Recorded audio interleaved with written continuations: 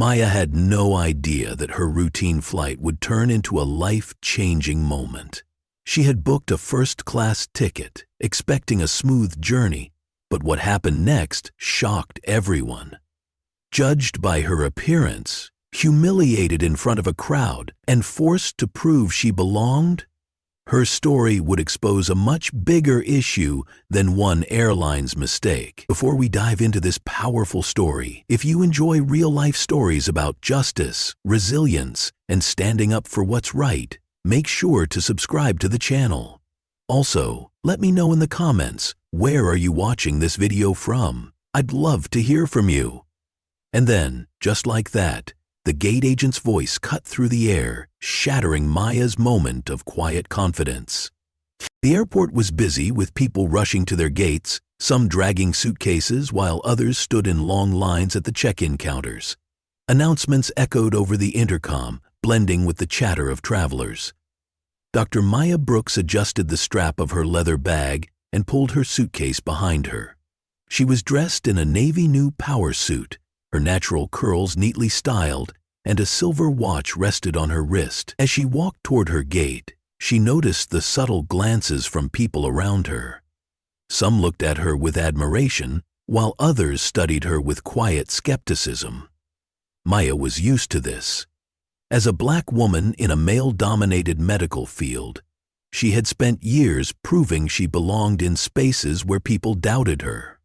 Today she was traveling to New York for an important medical conference, where she was set to deliver a keynote speech. She had worked hard for this moment, and nothing was going to ruin it. At the boarding gate, an airline employee scanned Maya's ticket and nodded. She stepped onto the jet bridge, feeling a sense of relief. First class wasn't a luxury for her. It was a necessity after long nights at the hospital and early morning flights like this one. She found her seat near the window, placed her bag in the overhead bin, and settled in, adjusting her seatbelt. As she pulled out a medical journal from her bag, she felt a presence hovering beside her. Looking up, she saw a middle-aged white man staring at her seat. He wore an expensive suit and had a leather briefcase clutched in one hand. His expression was stiff, his mouth slightly open, as if he were about to say something but was holding back. "Excuse me," he finally said, his voice sharp. "I believe you're in the wrong seat." Maya blinked, then glanced at her ticket to double-check. "No, this is my seat," she said politely, holding up her boarding pass.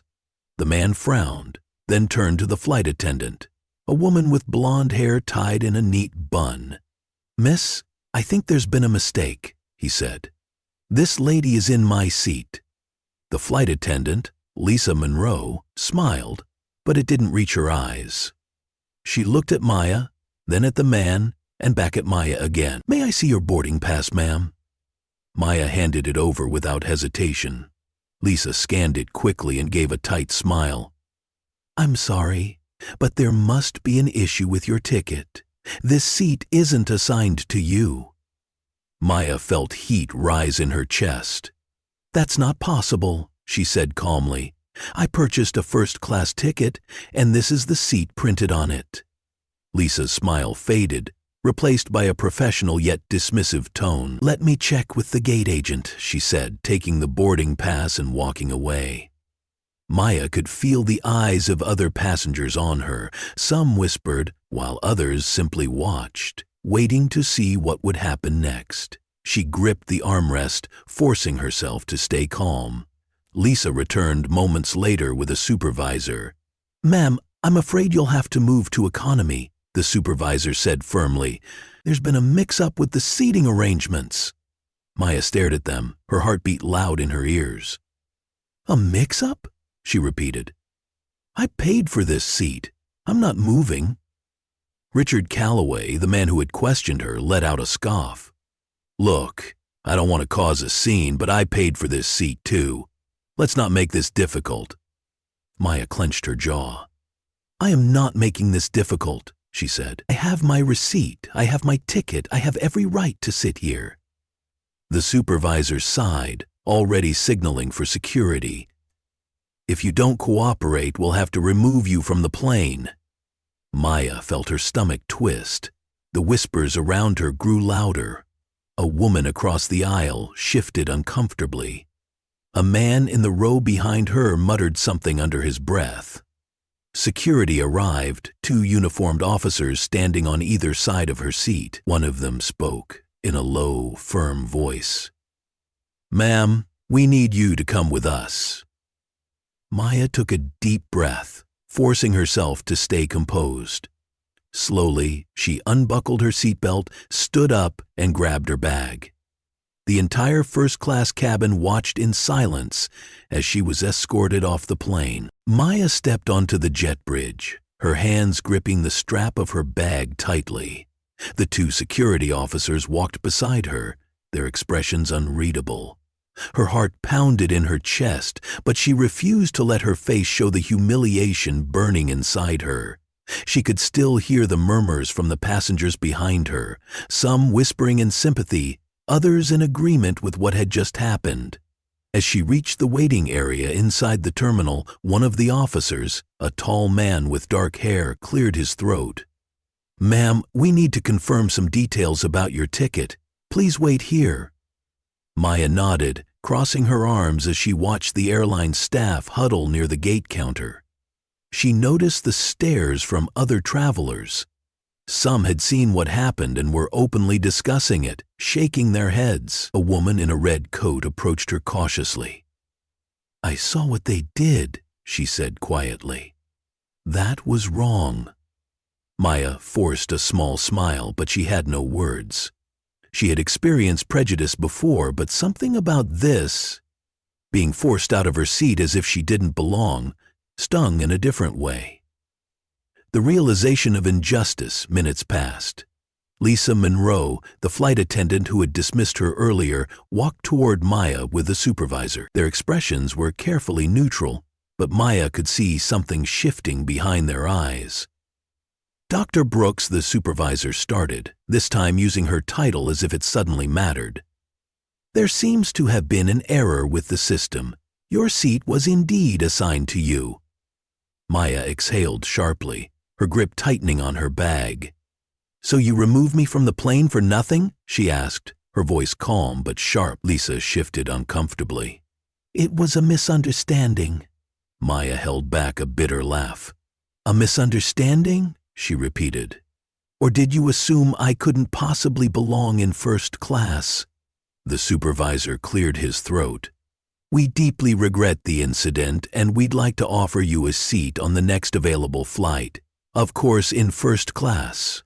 Maya stared at them, feeling the weight of their words. They weren't sorry about what happened. They were sorry they had been caught in a mistake. As Maya considered her next move, she heard a voice behind her. "This is ridiculous," a man said loudly. She turned to see another passenger from first class, an older black man in a sharp gray suit. "I saw everything. They had no reason to remove her phone." Stepped closer. "I recorded it all," she said. "You should sue them." Maya hadn't thought about that yet, but she did know one thing. She wasn't just going to walk away quietly. Someone posted the video online. Within minutes, people started reacting. Tweets spread rapidly, calling out the airline for racial discrimination. Maya's phone buzzed as messages from colleagues and friends flooded in. She looked back at Lisa and the supervisor. Their confidence was starting to waver. "We can also offer a travel credit as an apology," the supervisor added quickly. Maya shook her head. "No," she said, "an apology isn't enough." The airline staff huddled together again, whispering urgently. The supervisor tapped his earpiece, listening to something. It was clear higher-ups were now involved. They knew this situation wasn't going away. A corporate representative arrived, dressed in a crisp navy blue suit with the airline's logo pinned to his chest. He extended a hand. "Dr. Brooks, my name is Mark Henderson. I'm a senior manager with the airline, and I want to personally apologize on behalf of the company." Maya didn't shake his hand. She just raised an eyebrow, waiting. "We take these matters very seriously," he continued. "We're reviewing what happened, and we want to make things right. Would you be willing to have a private discussion about this?" Maya glanced at the growing number of passengers watching the scene unfold. The public was on her side. The airline was desperate to fix the situation before it got worse. She took a deep breath. "I'll discuss it," she said, "but not behind closed doors.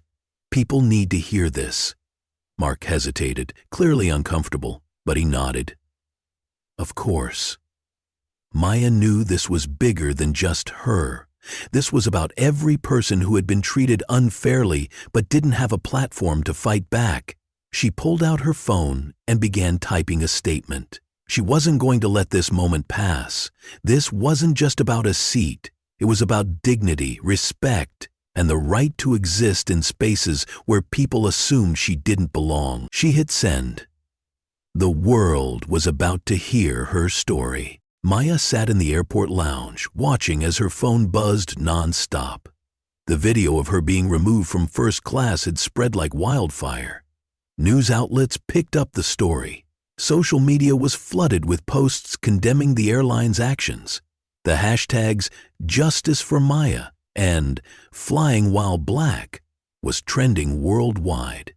She scrolled through her notifications, messages from strangers offering support, journalists requesting interviews, and even civil rights organizations reaching out. A well-known activist had tweeted, "This is why we fight." Dr. Maya Brooks was removed from her rightful seat because of racial bias. This cannot be ignored. The airline's official page had posted a statement acknowledging the incident and promising an internal review, but the public wasn't buying it. People were demanding accountability. The airline's desperate attempt to save face. A call came through from an unknown number. Maya hesitated, then answered. "Dr. Brooks, this is Mark Henderson from the airline," the voice said, now much more careful than before. "We deeply regret the situation and want to make things right." Maya let the silence stretch.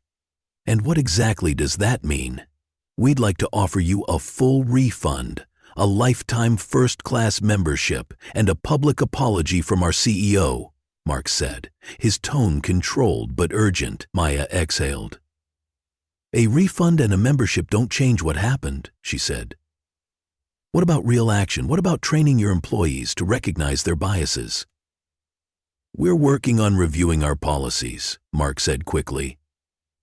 "We'd also like to have you join our Diversity and Inclusion Advisory Board." Maya nearly laughed. Now they wanted to use her to clean up their mess. "I'll think about it," she said, "but I have some conditions." A press conference was arranged at the airport. The airline, now in full damage control mode, had invited Maya to speak alongside their CEO. A crowd of reporters gathered, cameras flashing. The CEO, a middle-aged man in a tailored suit, stepped up to the podium first. "We sincerely apologize to Dr. Brooks for the unacceptable experience she endured," he said, reading from a prepared statement. "This incident does not reflect our company's values, and we are taking steps to ensure it never happens again." Then it was Maya's turn. She looked out at the cameras, at the people waiting to hear her response. "I didn't ask for this moment," she began. "I didn't want to become a trending story, but I refuse to let this be just another headline that fades away." She took a deep breath. "What happened to me is not an isolated incident. Black travelers face discrimination in ways big and small every day. This is not just about one flight. It's about a system that assumes we don't belong in certain spaces." The crowd murmured in agreement. The airline representatives shifted uncomfortably. "I appreciate the airline's apology," Maya continued. "But apologies mean nothing without action. I want to see real change. Mandatory bias training, clear policies to prevent racial discrimination, and accountability for employees who engage in it." The CEO nodded stiffly, but Maya could see the pressure mounting on him. The public was on her side. This was no longer just a PR crisis, it was a movement. As she stepped away from the podium, reporters rushed toward her. Dr. Brooks, will you take legal action? One asked. Maya paused. I'm speaking with my attorneys, she said simply. The airline representatives whispered among themselves. They knew a lawsuit would be disastrous. Mark approached her carefully. Dr. Brooks, we really want to work with you on this. Perhaps a private discussion. No, Maya said firmly. Change happens in the open. If you're serious about fixing this, you'll prove it with action, not words. For the first time, Mark looked truly nervous. The power had shifted. She wasn't just a passenger anymore. She was a force they couldn't ignore. As Maya left the press conference, people in the airport clapped. Strangers approached her, shaking her hand. Thank you for standing up, one woman said. We need more people like you. Maya smiled, feeling something stronger than anger now. Purpose. She wasn't just fighting for herself anymore. She was fighting for every person who had ever been told they didn't belong. And she wasn't going to stop. Days after the press conference, Maya watched as the airline released a more detailed statement. They announced new policies, including mandatory racial bias training for all employees, a system for reporting discrimination, and a commitment to diversifying leadership. While it wasn't a complete solution, it was a start. Maya knew that real change didn't happen overnight, but the pressure from the public had forced them to act. She had turned her painful experience into something meaningful. Despite the airline's response, Maya wasn't done. She had received invitations to speak at conferences, interviews from national news outlets, and messages from people sharing their own experiences of discrimination. She decided to use her platform to push for broader change, working with civil rights organizations to address racial bias in the travel industry. She began speaking out about the subtle and overt ways Black travelers face discrimination, not just in airports, but in hotels, restaurants, and beyond. Her story became more than just a viral moment. It became a movement. One evening, Maya sat on her balcony, looking at the city skyline. A week ago, she had simply been a passenger trying to take a flight. Now, she was part of something bigger. She thought of the little girl at the airport, the one who had smiled at her as she walked past the crowd. Maybe one day, that girl wouldn't have to wonder if she belonged. Maya closed her eyes and took a deep breath. This wasn't the end. It was just the beginning.